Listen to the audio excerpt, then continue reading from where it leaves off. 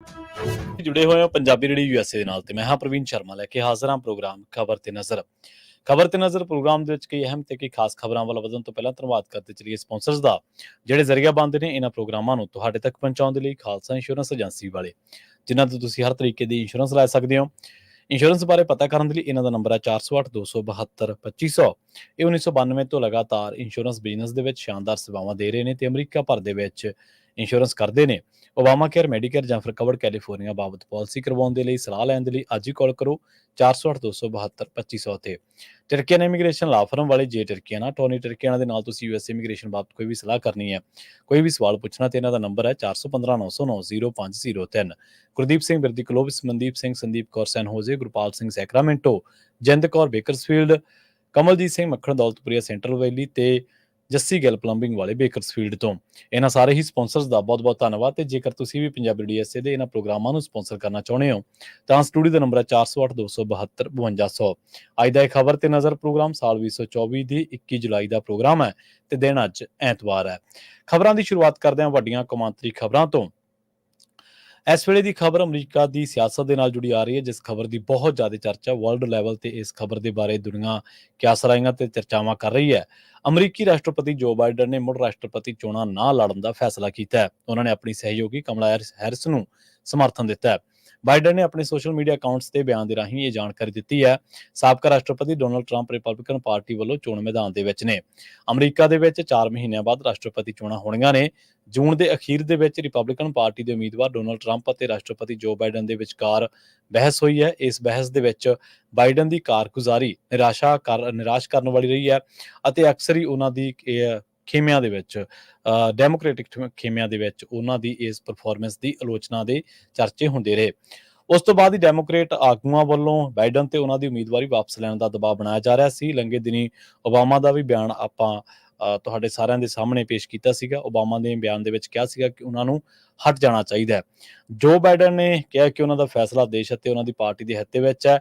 ਉਹਨਾਂ ਨੇ ਵੀ ਕਿਹਾ ਕਿ ਰਾਸ਼ਟਰਪਤੀ ਵਜੋਂ ਸੇਵਾ ਕਰਨਾ ਮੇਰੇ ਜੀਵਨ ਦਾ ਸਭ ਤੋਂ ਵੱਡਾ ਸਨਮਾਨ ਹੈ। ਬਾਈਡਨ ਨੇ ਇੱਕ ਸੋਸ਼ਲ ਮੀਡੀਆ ਪੋਸਟ ਦੇ ਵਿੱਚ ਉਪ ਰਾਸ਼ਟਰਪਤੀ ਕਮਲਾ ਹੈਰਿਸ ਨੂੰ ਸਮਰਥਨ ਦੇਣ ਦਾ ਐਲਾਨ ਕੀਤਾ ਹੈ। ਬਾਈਡਨ ਨੇ ਕਿਹਾ ਕਿ 2020 ਦੇ ਵਿੱਚ ਪਾਰਟੀ ਦਾ ਰਾਸ਼ਟਰਪਤੀ ਉਮੀਦਵਾਰ ਬਣਨ ਤੋਂ ਬਾਅਦ ਮੇਰਾ ਪਹਿਲਾ ਫੈਸਲਾ ਕਮਲਾ ਹੈਰਿਸ ਨੂੰ ਪ੍ਰਧਾਨ ਚੁਣਨਾ ਸੀ ਅਤੇ ਇਹ ਸਭ ਤੋਂ ਚੰਗਾ ਫੈਸਲਾ ਸੀ। ਇੱਥੇ ਵੀ ਦੱਸਦੇ ਚੱਲੀਏ ਕਿ ਪੰਜਾਬੀ ਰੇਡੀਓ ਏਐਸਏ ਦੇ ਉੱਤੇ ਹਰਜੋਤ ਸਿੰਘ ਖਾਲਸਾ ਜੀ ਨੇ, ਉਹਨਾਂ ਨੇ ਤੇ ਰਾਜਕਰਨਵੀਰ ਸਿੰਘ ਹੋਰਾਂ ਨੇ ਇੱਕ ਰਿਪੋਰਟ ਵੀ ਪਾਈ ਹੈ ਇਸ ਬਾਬਤ। ਜਦੋਂ ਇਹ ਖਬਰ ਬ੍ਰੇਕਿੰਗ ਨਿਊਜ਼ ਦੇ ਵਿੱਚ ਸਭ ਦੇ ਸਾਹਮਣੇ ਆਈ ਸੀਗੀ ਤਾਂ ਵੀਕਐਂਡ ਦੇ ਸਮੇਂ ਦੇ ਦੌਰਾਨ ਇਸ ਬਾਬਤ ਇੱਕ ਡਿਟੇਲ ਰਿਪੋਰਟ ਵੀ ਜਿਹੜੀ ਹੈ ਤੁਸੀਂ ਪੰਜਾਬੀ ਰੇਡੀਓ ਏਐਸਏ ਦੇ ਫੇਸਬੁੱਕ ਤੇ YouTube ਦੇ ਉੱਤੇ ਜਾ ਕੇ ਦੇਖ ਸਕਦੇ ਹੋ। ਇਹ 81 ਸਾਲ ਦੇ ਰਾਸ਼ਟਰਪਤੀ ਨੇ ਜਿਨ੍ਹਾਂ ਦੀ ਹਮੇਸ਼ਾ ਸਹਿਣ ਸ਼ਕਤੀ ਅਤੇ ਮਾਨਸਿਕ ਸਮਰੱਥਾਵਾਂ ਬਾਰੇ ਹਮੇਸ਼ਾ ਚਰਚਾਵਾਂ ਰਹਿੰਦੀਆਂ ਸਨ। ਇਹ ਦਹਾਕਿਆਂ ਦੇ ਵਿੱਚ ਪਹਿਲੀ ਵਾਰ ਆ ਜਦੋਂ ਕਿਸੇ ਅਮਰੀਕੀ ਰਾਸ਼ਟਰਪਤੀ ਨੇ ਦੁਬਾਰਾ ਚੋਣ ਲੜਨ ਦੀ ਦੌੜ ਦੇ ਵਿੱਚੋਂ ਹਟਣ ਦਾ ਫੈਸਲਾ ਕੀਤਾ ਹੋਵੇ। ਇਹ ਫੈਸਲਾ 1968 ਦੇ ਵਿੱਚ ਰਾਸ਼ਟਰਪਤੀ ਲਿੰਡਨ ਜੌਨਸਨ ਦੁਆਰਾ ਦੂਜੇ ਪੂਰੇ ਕਾਰਜਕਾਲ ਦੀ ਮੰਗ ਨਾ ਕਰਨ ਦੇ ਫੈਸਲੇ ਦੀ ਯਾਦ ਦਿਵਾਉਂਦਾ ਹੈ।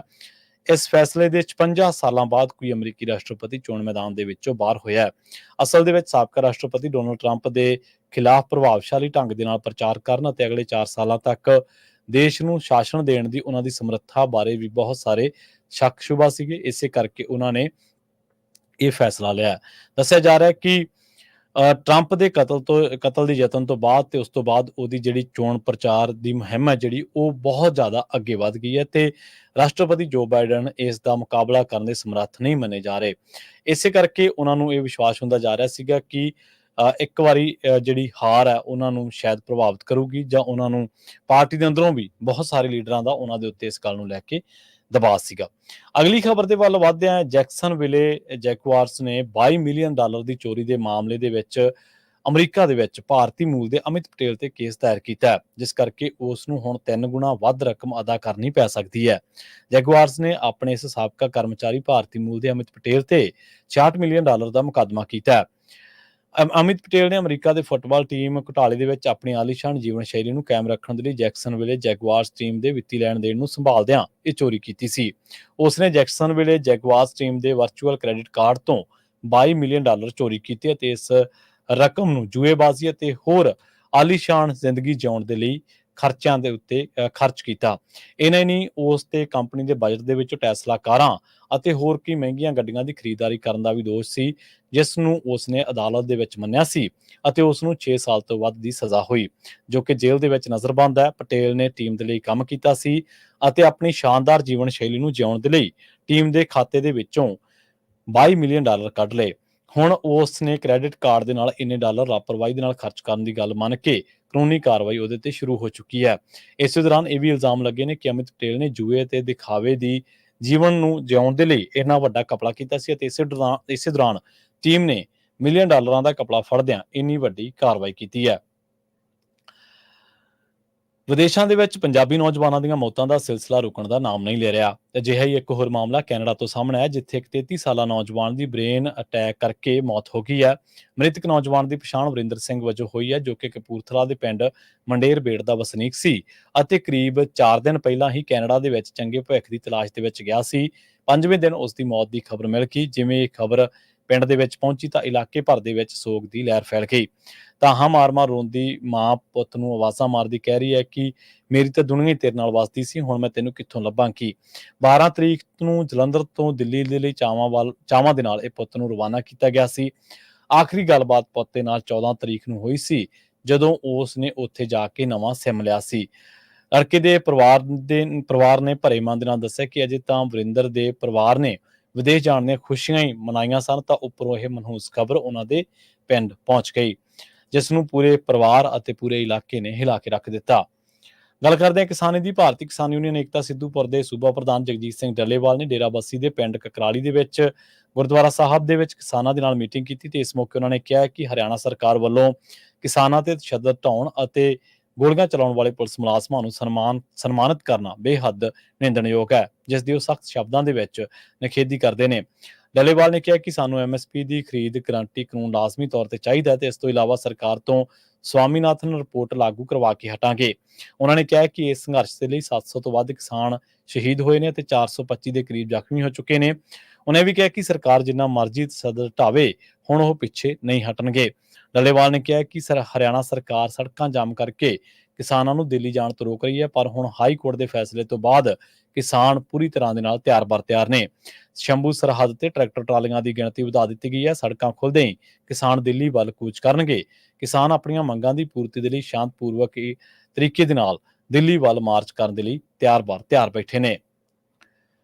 ਖਡੂਰ ਸਾਹਿਬ ਸੀਟ ਤੋਂ ਨਵੇਂ ਚੁਣੇ ਗਏ ਮੈਂਬਰ ਪਾਰਲੀਮੈਂਟ ਅੰਮ੍ਰਿਤਪਾਲ ਸਿੰਘ ਦੇ ਭਰਾ ਹਰਪ੍ਰੀਤ ਸਿੰਘ ਅਤੇ ਸਾਥੀ ਲਵਪ੍ਰੀਤ ਸਿੰਘ ਦਾ 2 ਦਿਨਾਂ ਦਾ ਰਿਮਾਂਡ ਖਤਮ ਹੋਣ ਤੋਂ ਬਾਅਦ ਜਲੰਧਰ ਦੇ ਵਿੱਚ ਉਹਨਾਂ ਨੂੰ ਮੁੜ ਕੋਰਟ ਦੇ ਵਿੱਚ ਪੇਸ਼ ਕੀਤਾ ਗਿਆ। ਇੱਥੋਂ ਅਦਾਲਤ ਨੇ ਹੈਪੀ ਅਤੇ ਉਸ ਦੇ ਦੋਸਤ ਲਵਪ੍ਰੀਤ ਨੂੰ 14 ਦਿਨਾਂ ਦੀ ਨਿਆਇਕ ਹਿਰਾਸਤ ਦੇ ਵਿੱਚ ਭੇਜ ਦਿੱਤਾ ਹੈ।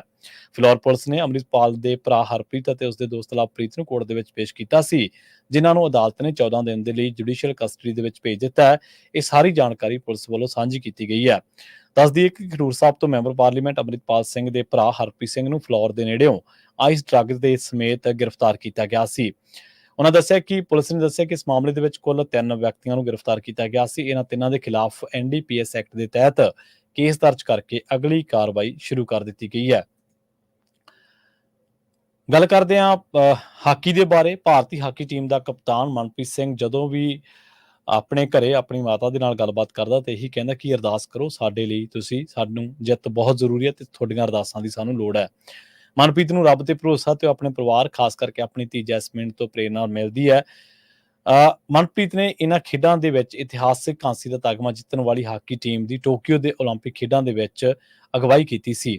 ਮਨਪ੍ਰੀਤ 41 ਸਾਲਾਂ ਦੇ ਸੋਕੇ ਤੋਂ ਬਾਅਦ ਟੋਕੀਓ ਓਲੰਪਿਕ ਖੇਡਾਂ ਦੇ ਵਿੱਚ ਜਿੱਤੇ ਇਸ ਕਾਂਸੇ ਦੇ ਤਗਮੇ ਨੂੰ ਹੁਣ ਪੈਰਿਸ ਖੇਡਾਂ ਦੇ ਵਿੱਚ ਸੁਨਹਿਰੀ ਰੰਗ ਦੇ ਵਿੱਚ ਰੰਗਣ ਦਾ ਸੁਪਨਾ ਦੇਖ ਰਿਹਾ ਹੈ।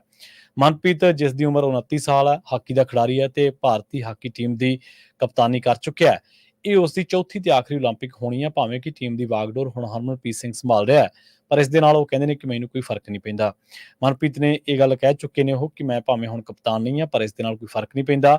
ਹਾਕੀ ਦੇ ਵਿੱਚ ਹਰੇਕ ਖਿਡਾਰੀ ਦੀ ਆਪਣੀ ਭੂਮਿਕਾ ਹੁੰਦੀ ਹੈ ਤੇ ਸਾਰਿਆਂ ਨੂੰ ਨਾਲ ਲੈ ਕੇ ਚੱਲਣ ਦੀ ਕੋਸ਼ਿਸ਼ ਕਰਨੀ ਚਾਹੀਦੀ ਹੈ। 3 ਸਾਲਾਂ ਦੀ ਖੁਸ਼ੀ ਅਤੇ ਉਹ ਕਹਿੰਦੇ ਕਿ ਸਦਮੇ ਨੇ ਉਸ ਨੂੰ ਟੀਮ ਦਾ ਸਭ ਤੋਂ ਤਜਰਬੇਕਾਰ ਖਿਡਾਰੀ ਬਣਾ ਦਿੱਤਾ ਹੈ। 2022 ਦੀਆਂ ਰਾਸ਼ਟਰਮੰਡਲ ਖੇਡਾਂ ਦੇ ਵਿੱਚ ਚਾਂਦੀ ਦਾ ਤਗਮਾ ਜਿੱਤਣ ਵਾਲੀ ਟੀਮ ਦੀ ਅਗਵਾਈ ਕਰਨ ਤੋਂ ਬਾਅਦ ਉਸ ਨੇ ਕਪਤਾਨੀ ਛੱਡ ਦਿੱਤੀ ਸੀ। ਅਗਲੀ ਖਬਰ ਦੇ ਵੱਲ ਵਧੀਏ ਤੇ ਫਰੀਦਕੋਟ ਤੋਂ ਆਜ਼ਾਦ ਉਮੀਦਵਾਰ ਦੇ ਤੌਰ ਤੇ ਚੋਣ ਲੜ ਕੇ ਮੈਂਬਰ ਪਾਰਲੀਮੈਂਟ ਬਣ ਚੁੱਕੇ ਸਰਬਜੀਤ ਸਿੰਘ ਖਾਲਸਾ ਨੇ ਲੰਘੇ ਦਿਨੀ ਇੱਕ ਵੱਡਾ ਐਲਾਨ ਕਰ ਦਿੱਤਾ ਹੈ। ਸਰਬਜੀਤ ਸਿੰਘ ਨੇ ਨਵੀਂ ਸਿਆਸੀ ਪਾਰਟੀ ਬਣਾਉਣ ਦਾ ਐਲਾਨ ਕੀਤਾ ਹੈ। ਉਹਨਾਂ ਨੇ ਸਾਰੇ ਪੰਥਕ ਆਗੂਆਂ ਨੂੰ ਇਕੱਠੇ ਹੋਣ ਦਾ ਸੱਦਾ ਦਿੱਤਾ ਹੈ। ਇਹ ਵੀ ਪਤਾ ਲੱਗਿਆ ਕਿ ਉਹ ਮੈਂਬਰ ਪਾਰਲੀਮੈਂਟ ਅੰਮ੍ਰਿਤਪਾਲ ਸਿੰਘ ਦੇ ਨਾਲ ਮਿਲ ਕੇ ਨਵੀਂ ਪਾਰਟੀ ਬਣਾਉਣ ਜਾ ਰਹੇ ਨੇ ਅਤੇ ਉਹਨਾਂ ਦੇ ਪਰਿਵਾਰ ਦੇ ਨਾਲ ਮਿਲ ਕੇ ਇਹ ਫੈਸਲਾ ਲੈਣਗੇ। ਉਹਨਾਂ ਨੇ ਇਹ ਗੱਲ ਕਹੀ ਹੈ ਕਿ ਸਰਬਜੀਤ ਸਿੰਘ ਖਾਲਸਾ ਨੇ ਕਿਹਾ ਕਿ ਕੋਈ ਵੀ ਪਾਰਟੀ ਪੰਥ ਦੀ ਗੱਲ ਨਹੀਂ ਕਰਦੀ, ਨਾ ਕਿ ਅਕਾਲੀ ਦਲ ਵੀ ਇਸ ਵੇਲੇ ਇਹਨਾਂ ਗੱਲਾਂ ਨੂੰ ਕਰਨ ਦੇ ਵਿੱਚ ਬੁਰੀ ਤਰ੍ਹਾਂ ਦੇ ਨਾਲ ਅਸਫਲ ਰਿਹਾ। ਉਹਨਾਂ ਕਿਹਾ ਕਿ ਪਾਰਟੀ ਦੇ ਵਿੱਚ ਕੁਝ ਬੰਦੇ ਮਾੜੇ ਨਹੀਂ, ਪਰ ਕੁਝ ਬੰਦੇ ਚੰਗੇ ਵੀ ਨਹੀਂ ਤੇ ਇਸ ਕਰਕੇ ਉਹਨਾਂ ਨੂੰ ਸਾਰੀਆਂ ਪਾਰਟੀਆਂ ਦੇ ਵਿੱਚੋਂ ਉਹਨਾਂ ਸਮਰੱਥ ਲੀਡਰਾਂ ਦੇ ਫੋਨ ਆਉਂਦੇ ਨੇ, ਜਿਨ੍ਹਾਂ ਨੇ ਇਹ ਗੱਲ ਕਹੀ ਹੈ ਕਿ ਅਗਲੀ ਜਿਹੜੀ ਧਿਰ ਆ ਪੰਜਾਬ ਦੇ ਵਿੱਚ ਉਹ ਬਣਨੀ ਚਾਹੀਦੀ ਹੈ। ਇਸ ਤੋਂ ਅੰਦਾਜ਼ਾ ਲਾਇਆ ਜਾ ਸਕਦਾ ਹੈ ਕਿ ਜੇਕਰ ਸਰਬਜੀਤ ਸਿੰਘ ਖਾਲਸਾ ਆਪਣੀ ਪਾਰਟੀ ਬਣਾਉਂਦੇ ਨੇ ਤਾਂ ਅਕਾਲੀ ਦਲ ਦੇ ਕੁਝ ਲੋਕ ਉਹਨਾਂ ਦੇ ਨਾਲ ਮਿਲ ਕੇ ਅੱਗੇ ਵਧ ਸਕਦੇ ਨੇ, ਕਿਉਂਕਿ ਅਕਾਲੀ ਦਲ ਦੇ ਵਿੱਚ ਪਹਿਲਾਂ ਹੀ ਇੱਕ ਧੜਾ ਜਿਹੜਾ ਉਹ ਬਾਗੀ ਸੁਰਾਂ ਦੇ ਨਾਲ ਲਗਾਤਾਰ ਸੁਖਬੀਰ ਬਾਦਲ ਅਤੇ ਬਾਦਲ ਪਰਿਵਾਰ ਦੇ ਉੱਤੇ ਗੰਭੀਰ ਦੋਸ਼ ਲਾ ਰਿਹਾ ਹੈ। ਰੁੱਖ ਕਰਦੇ ਹਾਂ ਲੋਹੀਆਂ ਦੀ, ਜਿੱਥੇ ਅਰਮੀਨੀਆ ਦੀ ਜੇਲ੍ਹ ਦੇ ਵਿੱਚ ਬੰਦ ਪਿਛਲੇ 1 ਮਹੀਨੇ ਤੋਂ ਫਸੇ ਜਲੰਧਰ ਦੇ ਰਹਿਣ ਵਾਲੇ ਨੌਜਵਾਨ ਮਨੀਸ਼ ਅਰੋੜਾ ਦੇ ਪਰਿਵਾਰ ਵੱਲੋਂ ਮੈਂਬਰ ਪਾਰਲੀਮੈਂਟ ਸੰਤ ਬਲਵੀਰ ਸਿੰਘ ਸੀਚੇਵਾਲ ਦੇ ਕੋਲੇ ਪਹੁੰਚ ਕਰਕੇ ਆਪਣੇ ਪੁੱਤਰ ਦੀ ਸਹੀ ਸਲਾਮਤ ਵਾਪਸ ਲਿਆਉਣ ਦੇ ਲਈ ਗੁਹਾਰ ਲਾਈ ਹੈ। ਨਿਰਮਲ ਕੁਟੀਆ ਪਹੁੰਚੇ ਨੌਜਵਾਨ ਦੇ ਮਾਤਾ-ਪਿਤਾ ਨੇ ਦੱਸਿਆ ਕਿ ਉਹ ਪਿਛਲੇ 1 ਮਹੀਨੇ ਤੋਂ ਆਪਣੇ ਪੁੱਤਰ ਦੇ ਲਈ ਪਲ-ਪਲ ਮਰ ਰਹੇ ਨੇ। ਉਹਨਾਂ ਦੱਸਿਆ ਕਿ ਉਹਨਾਂ ਦੇ ਪੁੱਤਰ ਨੂੰ ਏਜੰਟ ਵੱਲੋਂ ਜਾਰਜੀਆ ਦੀ ਸਰਹੱਦ ਤੇ ਛੱਡ ਦਿੱਤਾ ਗਿਆ ਸੀ, ਜਿੱਥੇ ਉਸ ਨੂੰ ਉੱਥੋਂ ਦੀ ਪੁਲਿਸ ਵੱਲੋਂ ਫੜ ਲਿਆ ਗਿਆ। ਪਰਿਵਾਰ ਦੇ ਮੁਤਾਬਕ ਉਹਨਾਂ ਦੇ ਲੜਕੇ ਅਤੇ ਉਹਨਾਂ ਦੇ ਇੱਕ ਸਾਥੀ ਨੂੰ ਏਜੰਟ ਵੱਲੋਂ ਯੂਰਪ ਦੇ ਲਈ ਭੇਜਿਆ ਜਾਣਾ ਸੀ, ਪਰ ਟਰੈਵਲ ਏਜੰਟਾਂ ਨੇ ਇਹਨਾਂ ਨੌਜਵਾਨਾਂ ਨੂੰ ਗੈਰ ਕਾਨੂੰਨੀ ਢੰਗ ਦੇ ਨਾਲ ਡੌਂਕੀ ਰਾਹੀਂ ਅਰਮੀਨੀਆ, ਜਾਰਜੀਆ ਦੇ ਰਾਹੀਂ ਸਰਹੱਦ ਪਾਰ ਕਰਾਉਣੀ ਸੀ, ਜਿੱਥੇ ਬਦਕਿਸਮਤੀ ਦੇ ਨਾਲ ਇਹ ਨੌਜਵਾਨ ਫੜੇ ਗਏ, ਜਿਸ ਦੇ ਬਾਰੇ ਇਹਨਾਂ ਨੌਜਵਾਨਾਂ ਨੂੰ ਪਹਿਲਾਂ ਕੁਝ ਵੀ ਨਹੀਂ ਦੱਸਿਆ ਗਿਆ। ਮਨੀਸ਼ ਦੇ ਪਿਤਾ ਨੇ ਦੱਸਿਆ ਕਿ ਬੁਢਾਪੇ ਦੇ ਵਿੱਚ ਮਨੀਸ਼ ਉਹਨਾਂ ਦਾ ਇਕਲੌਤਾ ਸਹਾਰਾ ਸੀ, ਜਿਸ ਦੇ ਇਸ ਤਰ੍ਹਾਂ ਦੇ ਨਾਲ ਅਚਾਨਕ ਉੱਥੇ ਫੜੇ ਜਾਣ ਦੇ ਨਾਲ ਉਹਨਾਂ ਦੀ ਬਜ਼ੁਰਗ ਮਾਂ ਤੇ ਬਹੁਤ ਡੂੰਘਾ ਅਸਰ ਪਿਆ। ਅਗਲੀ ਖਬਰ ਦੇ ਵੱਲ ਵਧੀਏ ਤੇ ਗੱਲ ਕਰੀਏ ਯੂਪੀ ਦੀ। ਕਾਵੜ ਦੇ ਦੌਰਾਨ ਜਿਹੜੀ ਯੂਪੀ ਦੇ ਵਿੱਚ ਸਰਕਾਰ ਵੱਲੋਂ ਨਵੇਂ ਦਿਸ਼ਾ ਨਿਰਦੇਸ਼ ਜਾਰੀ ਕੀਤੇ ਗਏ, ਉਹਨਾਂ ਦੀ ਖਾਸੀ ਆਲੋਚਨਾ ਹੋ ਰਹੀ ਹੈ।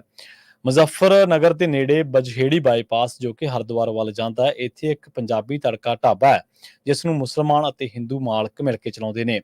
ਹੁਣ ਇਸ ਢਾਬੇ ਤੇ ਮਾਲਕ ਤੋਂ ਇਲਾਵਾ ਇੱਥੇ ਕੰਮ ਕਰਨ ਵਾਲੇ ਲੋਕਾਂ ਦੇ ਨਾਂ ਵੀ ਲਿਖੇ ਹੋਏ ਨੇ। ਕੰਮ ਕਰਨ ਵਾਲੇ ਇਕਲੌਤੇ ਮੁਸਲਿਮ ਮੁਲਾਜ਼ਮ ਸ਼ਾਹਰੁਖ ਨੂੰ ਹੁਣ ਹਟਾ ਦਿੱਤਾ ਗਿਆ। ਢਾਬਾ ਮੈਨੇਜਰ ਦਾ ਕਹਿਣਾ ਹੈ ਕਿ ਹੁਣ ਇੱਥੇ ਸਿਰਫ ਹਿੰਦੂ ਮੁਲਾਜ਼ਮ ਰਹੇ ਨੇ। ਜਦੋਂ ਵਿਵਾਦ ਵਧਿਆ ਤਾਂ ਸ਼ਾਹਰੁਖ ਨੇ ਖੁਦ ਇਹ ਕਹਿ ਕੇ ਕੰਮ ਛੱਡ ਦਿੱਤਾ ਕਿ ਮੇਰੇ ਕਰਕੇ ਹੋਰ ਵਰਕਰਾਂ ਜਾਂ ਢਾਬਾ ਮਾਲਕਾਂ ਨੂੰ ਕੋਈ ਸਮੱਸਿਆ ਨਹੀਂ ਆਉਣੀ ਚਾਹੀਦੀ। ਪੱਛਮੀ ਉੱਤਰ ਪ੍ਰਦੇਸ਼ ਦੇ ਮੁਜ਼ੱਫਰਨਗਰ ਦੇ ਵਿੱਚ ਪ੍ਰਸ਼ਾਸਨ ਨੇ ਹੁਕਮ ਜਾਰੀ ਕੀਤਾ ਕਿ ਕਾਵੜ ਯਾਤਰਾ ਦੇ ਦੌਰਾਨ ਖਾਣ ਪੀਣ ਦੀਆਂ ਦੁਕਾਨਾਂ, ਢਾਬੇ, ਰੈਸਟੋਰੈਂਟ, ਫਲ ਅਤੇ ਮਠਿਆਈ ਦੀਆਂ ਦੁਕਾਨਾਂ ਦੇ ਮਾਲਕ ਦੁਕਾਨਾਂ ਦੇ ਉੱਤੇ ਆਪਣੇ ਨਾਮ ਅਤੇ ਆਪਣੇ ਕੰਮ ਕਰਨ ਵਾਲੇ ਮੁਲਾਜ਼ਮਾਂ ਦੇ ਨਾਮ ਬੋਰਡ ਉੱਤੇ ਲਿਖ ਕੇ ਲਾਉਣ। ਉਹ ਵੀ ਸਪਸ਼ਟ ਕਰਨ, ਵੱਡੇ ਅੱਖਰਾਂ ਦੇ ਵਿੱਚ ਲਿਖਿਆ ਜਾਣਾ ਚਾਹੀਦਾ ਹੈ। ਭਾਵੇਂ ਕਿ ਪੁਲਿਸ ਨੇ ਇਹ ਵੀ ਕਿਹਾ ਕਿ ਲੋਕਾਂ ਨੂੰ ਸਵੈ ਇੱਛਾ ਯਾਨੀ ਕਿ ਆਪਣੀ ਮਰਜ਼ੀ ਦੇ ਨਾਲ ਅਜਿਹਾ ਕਰਨ ਦੇ ਲਈ ਕਿਹਾ ਗਿਆ। ਪੁਲਿਸ ਦੇ ਮੁਤਾਬਕ ਕਾਵੜ ਯਾਤਰਾ ਇੱਕ ਧਾਰਮਿਕ ਸਮਾਗਮ ਹੈ ਤੇ ਇਸੇ ਦੌਰਾਨ ਕਿਸੇ ਵੀ ਤਰ੍ਹਾਂ ਦਾ ਭਰਮ ਨਹੀਂ ਹੋਣਾ ਚਾਹੀਦਾ। ਇਹ ਫੈਸਲਾ ਇਸ ਲਈ ਲਿਆ ਗਿਆ ਤਾਂ ਜੋ ਲੋਕਾਂ ਨੂੰ ਇਹ ਨਾ ਲੱਗੇ ਕਿ ਉਹਨਾਂ ਦੀਆਂ ਧਾਰਮਿਕ ਭਾਵਨਾਵਾਂ ਨੂੰ ਠੇਸ ਪਹੁੰਚੀ ਹੈ, ਪਰ ਇਲਾਕੇ ਦੇ ਦੁਕਾਨਦਾਰਾਂ ਨੂੰ ਲੱਗਦਾ ਹੈ ਕਿ ਇਹ ਹੁਕਮ ਮੁਸਲਮਾਨਾਂ ਅਤੇ ਹਿੰਦੂਆਂ ਨੂੰ ਪਾਟੋ ਧਾੜ ਕਰਨਾ ਹੈ ਅਤੇ ਉਸੇ ਦੀ ਇਹ ਇੱਕ ਕੋਸ਼ਿਸ਼ ਹੈ। ਇਸ ਹੁਕਮ ਦਾ ਇੱਕ ਹੋਰ ਪ੍ਰਭਾਵ ਇਹ ਵੀ ਹੈ ਕਿ ਹੁਣ ਸੜਕਾਂ ਦੇ ਕਿਨਾਰੇ ਬਣੇ ਹੋਟਲਾਂ ਤੇ ਢਾਬਿਆਂ ਦੇ ਵਿੱਚ ਕੋਈ ਵੀ ਮੁਸਲਮਾਨ ਭਾਈਚਾਰੇ ਦਾ ਬੰਦਾ ਕੰਮ ਨਹੀਂ ਕਰ ਰਿਹਾ। ਕਈਆਂ ਨੇ ਨੌਕਰੀ ਛੱਡ ਦਿੱਤੀ ਹੈ ਤੇ ਕਈਆਂ ਨੂੰ ਹਟਾ ਦਿੱਤਾ ਗਿਆ ਹੈ, ਜਦੋਂ ਕਿ ਕੁਝ ਮਾਲਕਾਂ ਦਾ ਤਰਕ ਹੈ ਕਿ ਸਿਰਫ ਸਾਉਣ ਮਹੀਨੇ ਲਈ ਇhtiyat ਵਜੋਂ ਇਹ ਕੀਤਾ ਗਿਆ ਹੈ। ਪਰ ਪੁਲਿਸ ਦਾਅਵਾ ਕਰ ਰਹੀ ਹੈ ਕਿ ਨਾ ਤਾਂ ਪੁਲਿਸ ਕਿਸੇ ਦੁਕਾਨ ਤੇ ਗਈ ਹੈ ਅਤੇ ਨਾ ਹੀ ਉਹਨਾਂ ਨੇ ਕਿਸੇ ਦੁਕਾਨਦਾਰ ਨੂੰ ਉੱਥੇ ਕੰਮ ਕਰਦੇ ਮੁਸਲਿਮ ਮੁਲਾਜ਼ਮ ਨੂੰ ਕੱਢਣ ਦੇ ਲਈ ਮਜਬੂਰ ਕੀਤਾ ਹੈ। ਅਸਲ ਦੇ ਵਿੱਚ ਪੁਲਿਸ ਉੱਤੇ ਦੋਸ਼ ਲੱਗੇ ਸਨ ਕਿ ਉਹਨਾਂ ਨੇ ਕਈ ਦੁਕਾਨਦਾਰਾਂ ਦੇ ਨਾਲ ਅਪਰੋਚ ਕਰਕੇ ਉਹਨਾਂ ਦੁਕਾਨਦਾਰਾਂ ਨੂੰ ਇਹ ਕਿਹਾ ਕਿ ਤੁਸੀਂ ਆਪਣੀਆਂ ਦੁਕਾਨਾਂ ਦੇ ਉੱਤੋਂ ਮੁਸਲਿਮ ਮੁਲਾਜ਼ਮਾਂ ਨੂੰ ਹਟਾ ਦਿਓ, ਮੁਸਲਿਮ ਭਾਈਚਾਰੇ ਦੇ ਲੋਕਾਂ ਨੂੰ ਕੰਮ ਨਾ ਕਰਨ ਦਿਓ। ਦੱਸਿਆ ਜਾ ਰਿਹਾ ਹੈ ਕਿ ਹਰਿਦੁਆਰ ਤੋਂ ਆਉਣ ਵਾਲੀ ਮੁੱਖ ਸੜਕ ਮਦੀਨਾ ਚੌਂਕ ਰਾਹੀਂ ਮੁਜ਼ੱਫਰਨਗਰ ਦੇ ਵਿੱਚ ਦਾਖਲ ਹੁੰਦੀ ਹੈ। ਇੱਥੇ ਤਕਰੀਬਨ ਹਰ ਦੁਕਾਨ ਦੇ ਬਾਹਰ ਚਿੱਟੇ ਬੋਰਡਾਂ ਤੇ ਵੱਡੇ ਲਾਲ ਅੱਖਰਾਂ ਦੇ ਵਿੱਚ ਮੁਸਲਮਾਨ ਦੁਕਾਨਦਾਰਾਂ ਦੇ ਨਾਂ ਲਿਖੇ ਹੋਏ ਨੇ। ਮੁਜ਼ੱਫਰਨਗਰ ਦੇ ਸੀਨੀਅਰ ਪੁਲਿਸ ਸੁਪਰਡੈਂਟ ਅਭਿਸ਼ੇਕ ਨੇ ਕਿਹਾ ਕਿ ਦੁਕਾਨਦਾਰਾਂ ਨੂੰ ਆਪਣੀ ਮਰਜ਼ੀ ਦੇ ਨਾਲ ਨਾਂ ਦਿਖਾਉਣ ਦੇ ਲਈ ਕਿਹਾ ਗਿਆ, ਪਰ ਜ਼ਮੀਨੀ ਹਕੀਕਤ ਕੁਝ ਵੱਖਰੀ ਹੈ। ਖਤੌਲੀ ਦੇ ਵਿੱਚ ਪਿਛਲੇ 10 ਸਾਲਾਂ ਤੋਂ ਲਵਰਸ ਟੀ ਪੁਆਇੰਟ ਦੇ ਨਾਂ ਹੇਠਾਂ ਚੱਲ ਰਹੀ ਚਾਹ ਦੀ ਦੁਕਾਨ ਦੇ ਨਾਂ ਹੁਣ ਵਕੀਲ ਸਾਹਿਬ ਚਾਹ ਹੋ ਗਿਆ। ਦੁਕਾਨ ਦੇ ਮਾਲਕ ਐਡਵੋਕੇਟ ਅਹਿਮਦ ਨੇ ਦਾਅਵਾ ਕੀਤਾ ਕਿ ਇਸ ਦੇ ਬਾਵਜੂਦ ਪੁਲਿਸ ਨੂੰ ਇਤਰਾਜ਼ ਸੀ। ਉਹਨੇ ਕਿਹਾ ਕਿ ਜਦੋਂ ਮੈਂ ਪੁਲਿਸ ਦੇ ਕਹਿਣ ਤੇ ਆਪਣੀ ਦੁਕਾਨ ਦਾ ਨਾਮ ਬਦਲ ਕੇ ਵਕੀਲ ਸਾਹਿਬ ਰੱਖ ਦਿੱਤਾ ਤਾਂ ਪੁਲਿਸ ਵਾਲੇ ਮੇਰੇ ਕੋਲੇ ਦੁਬਾਰਾ ਆਏ ਅਤੇ ਕਿਹਾ ਕਿ ਇਹ ਨਾਮ ਨਹੀਂ ਦੱਸਦਾ ਕਿ ਤੂੰ ਮੁਸਲਮਾਨ ਹੈ। ਉਹਨਾਂ ਨੇ ਮੈਨੂੰ ਵਕੀਲ ਅਹਿਮਦ ਦੇ ਨਾਮ ਵਾਲਾ ਬੋਰਡ ਅਤੇ ਇੱਕ ਹੋਰ ਵੱਡਾ ਸਾਈਨ ਬੋਰਡ ਲਗਾਉਣ ਦੇ ਲਈ ਮਜਬੂਰ ਕੀਤਾ। ਵਕੀਲ ਨੂੰ ਆਪਣੀ ਦੁਕਾਨ ਦਾ 10 ਸਾਲ ਪੁਰਾਣਾ ਨਾਂ ਬਦਲਣ ਦਾ ਅਫਸੋਸ ਹੈ। ਉਹ ਕਹਿੰਦੇ ਨੇ ਕਿ ਸਪਸ਼ਟ ਤੌਰ ਤੇ ਮੁਸਲਮਾਨ ਭਾਈਚਾਰੇ ਨੂੰ ਅਲੱਗ-ਥਲੱਗ ਕਰਨ ਅਤੇ ਧਾਰਮਿਕ ਵਿਤਕਰੇ ਨੂੰ ਵਧਾਉਣ ਦੀ ਕੋਸ਼ਿਸ਼ ਹੈ, ਪਰ ਅਸੀਂ ਕਾਰੋਬਾਰ ਕਰਨਾ, ਅਸੀਂ ਪ੍ਰਸ਼ਾਸਨ ਸਾਹਮਣੇ ਕੀ ਕਰ ਸਕਦੇ ਹਾਂ। ਇਸੇ ਤਰ੍ਹਾਂ ਮੁਜ਼ੱਫਰਨਗਰ ਦੇ ਭੰਗੋਲਾ ਪਿੰਡ ਦੇ ਵਿੱਚ ਹਾਈਵੇ ਤੇ ਚਾਹ ਦਾ ਸਟਾਲ ਲਾਉਣ ਵਾਲੇ ਆਸਿਫ ਦਾ ਦਾਅਵਾ ਹੈ ਕਿ ਜਦੋਂ ਉਸਨੇ ਸਾਈਨ ਬੋਰਡ ਨਾ ਲਾਇਆ ਤਾਂ ਪੁਲਿਸ ਉਸ ਨੂੰ ਜ਼ਬਰਦਸਤੀ ਥਾਣੇ ਲੈ ਗਈ ਅਤੇ ਜੇਲ੍ਹ ਭੇਜਣ ਦੀ ਧਮਕੀ ਦਿੱਤੀ। ਸਥਾਨਕ ਮੈਂਬਰ ਪਾਰਲੀਮੈਂਟ ਹਰਿੰਦਰ ਮਾਲਕ ਦੇ ਦਖਲ ਤੋਂ ਬਾਅਦ ਉਹ ਕਹਿੰਦੇ ਕਿ ਮੈਨੂੰ ਥਾਣੇ ਤੋਂ ਛੁਡਵਾਇਆ ਗਿਆ, ਪਰ ਜਾਣ ਤੋਂ ਪਹਿਲਾਂ ਪੁਲਿਸ ਨੇ ਮੇਰੀ ਦੁਕਾਨ ਤੇ ਜ਼ਬਰਦਸਤੀ ਇੱਕ ਵੱਡਾ ਬੈਨਰ ਵੀ ਲਗਵਾ ਦਿੱਤਾ। ਸੋ ਮੁਸਲਿਮ ਮੁਲਾਜ਼ਮਾਂ ਨੂੰ ਹਟਾਉਣ ਦੇ ਹੁਕਮ ਵੀ ਦਿੱਤੇ ਨੇ। ਹੋਰ ਢਾਬਾ ਮਾਲਕਾਂ ਨੇ ਵੀ ਦਾਅਵਾ ਕੀਤਾ ਕਿ ਪੁਲਿਸ ਦੀਆਂ ਟੀਮਾਂ ਉਹਨਾਂ ਦੇ ਢਾਬਿਆਂ ਤੇ ਲਗਾਤਾਰ ਰੇਡਾਂ ਮਾਰ ਰਹੀਆਂ ਨੇ ਅਤੇ ਉਹਨਾਂ ਨੂੰ ਹੋਰ ਤਰੀਕਿਆਂ ਦੇ ਨਾਲ ਡਰਾ ਧਮਕਾ ਕੇ ਇਹ ਕਿਹਾ ਜਾ ਰਿਹਾ ਕਿ ਮੁਸਲਿਮ ਮੁਲਾਜ਼ਮਾਂ ਨੂੰ ਤੁਸੀਂ ਹਟਾ ਦਿਓ। ਇਸ ਇੱਕ ਢਾਬੇ ਦੇ ਨੇੜੇ ਇੱਕ ਹੋਰ ਜਿਸ ਨੂੰ ਹਿੰਦੂ ਭਾਈਚਾਰੇ ਦੇ ਲੋਕ ਚਲਾਉਂਦੇ ਨੇ, ਉਹਨਾਂ ਨੇ ਆਪਣਾ ਨਾਮ ਨਾ ਨਸ਼ਰ ਕਰਨ ਦੀ ਸ਼ਰਤ ਤੇ BBC ਅਦਾਰੇ ਨਾਲ ਗੱਲਬਾਤ ਕਰਦਿਆਂ ਦੱਸਿਆ ਕਿ ਕੁਝ ਦਿਨ ਪਹਿਲਾਂ ਆ ਕੇ ਪੁਲਿਸ ਨੇ ਬਕਾਇਦਾ ਤੌਰ ਤੇ ਪੁੱਛਗਿੱਛ ਕੀਤੀ ਸੀ ਕਿ ਕੋਈ ਮੁਸਲਮਾਨ ਤਾਂ ਤੁਹਾਡੇ ਢਾਬੇ ਤੇ ਕੰਮ ਨਹੀਂ ਕਰ ਰਿਹਾ।